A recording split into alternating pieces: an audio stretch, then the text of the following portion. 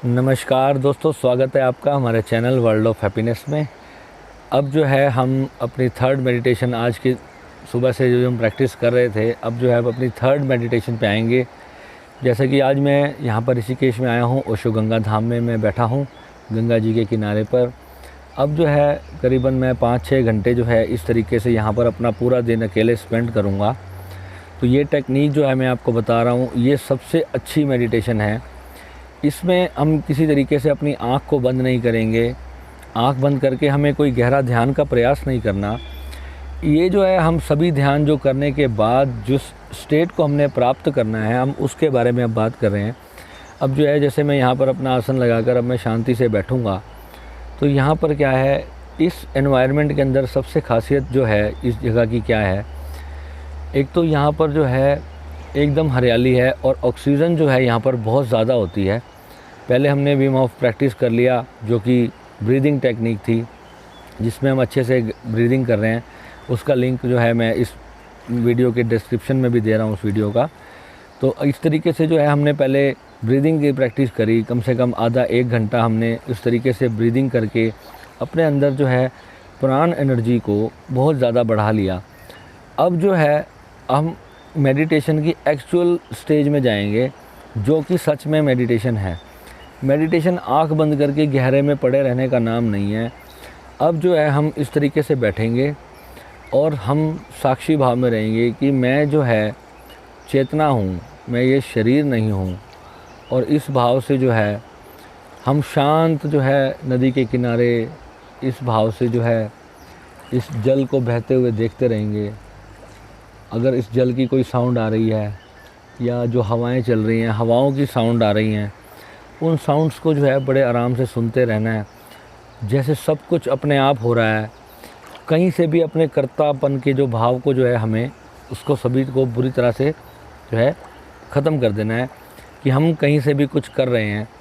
Nature में सब कुछ अपने आप हो रहा है। यहाँ पर जैसे मैं शांति से बैठा हूँ, अगर मैं इसको ऐसे समझाऊँ, गंगा को मैं रोक नहीं सकता, वो बहती रहेगी। हवाएं जो हैं उसको मैं रोक नहीं सकता, वो चलती रहेंगी। पशु पक्षी उड़ते रहेंगे, पक्षियों की आवाज़ जो है वो आती रहेगी। मैं इसमें क्या कर सकता हूँ?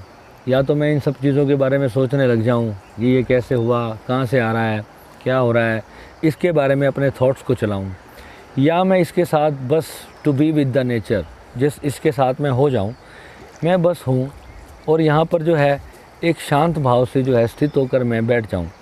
ये मेडिटेशन जो है अमूमन हमें 4 से 5 घंटे करनी चाहिए, जो कि एक बहुत अच्छा समय होता है। अगर आपके पास छुट्टी का दिन है तो आप इसको पूरे आनंद से जो है बैठकर जो है इस ध्यान को कर सकते हैं।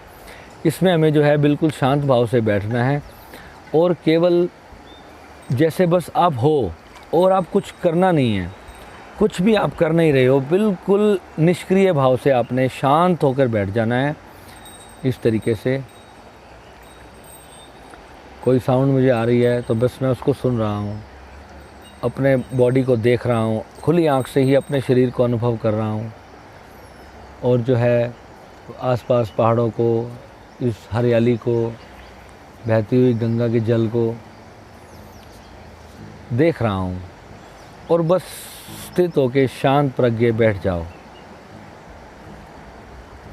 इस तरीके से जो है अपने 4-5 घंटे 6 घंटे बिताओ आप शांति से, बिल्कुल साक्षी भाव से सब देखते रहें।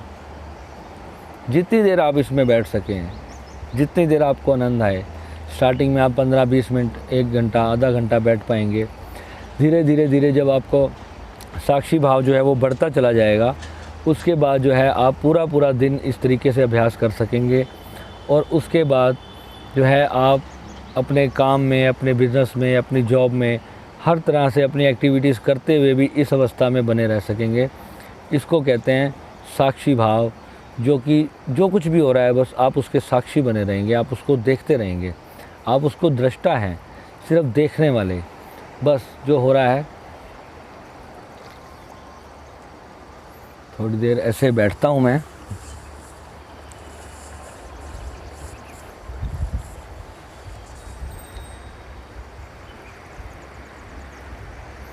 यहाँ मेरे साथ एक डॉगी भी आगे साक्षी भाव में बैठा है। बहुत आनंद ले रहा है ये भी।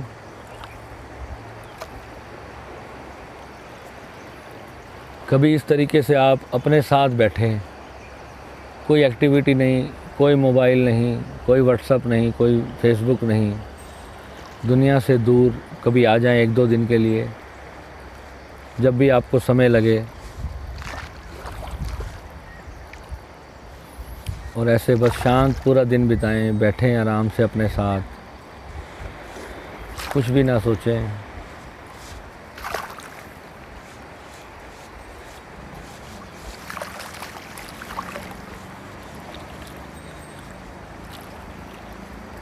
सब कुछ जैसे अपने आप हो रहा है और एक आनंद आएगा पूरा। और ऐसी जगह पर तो वैसे ही जो है बहुत ही दिल खुश हो जाता है आपका आकर, आत्मा ऐसे प्रसन्न हो जाती है। आप इस तरीके यहाँ पूरा दिन बैठ सकते हैं। और ये जगह ओशो गंगा धाम बहुत ही अच्छी जगह है। बिल्कुल साथ में जो है हमारे राम मंदिर है, ये राम तपस्थली के नाम से भी इस जगह को जाना जाता है। कहते हैं भगवान श्री राम जी ने जो है यहाँ पर बैठ के तप किया था, और जो है जब वह यहाँ पर तपस्या कर रहे थे तब ये गंगा जी जो है यहाँ पर बहुत शोर करती थी। तब जो है भगवान राम जी ने गंगा जी को आदेश दिया था कि जो है आप माते अपनी आवाज़ को जो है शांत कर लें। तो आप देखेंगे इस आश्रम परिसर के विदिन 700-800 मीटर के दायरे के अंदर गंगा जी जो हैं वो बिल्कुल शांत बहती हैं, और आश्रम से थोड़ा सा आगे जाते ही जो है गंगा जी फिर से पूरा शोर करना शुरू कर देती हैं। तो ये ऋषियों का स्थान है और यहाँ पर बहुत ही अच्छी ऊर्जा है ध्यान करने के लिए। इससे अच्छी जगह मैंने शायद अभी तक अपनी लाइफ में इंडिया में नहीं देखी है। यहाँ पर आप आएंगे तो बहुत ही मज़ा आता है। यहाँ पर आप महीनों रह सकते हैं, सालों रह सकते हैं, जितने दिन चाहें आप यहाँ पर रह सकते हैं। इसको क्या हो गया? तो जो है दोस्तों, ये जगह जो है आप यहाँ पर ध्यान करें, बहुत मज़ा आएगा। ठीक है, तो मैं बैठ रहा हूँ अपने ध्यान में। मिलते हैं जल्दी आपसे।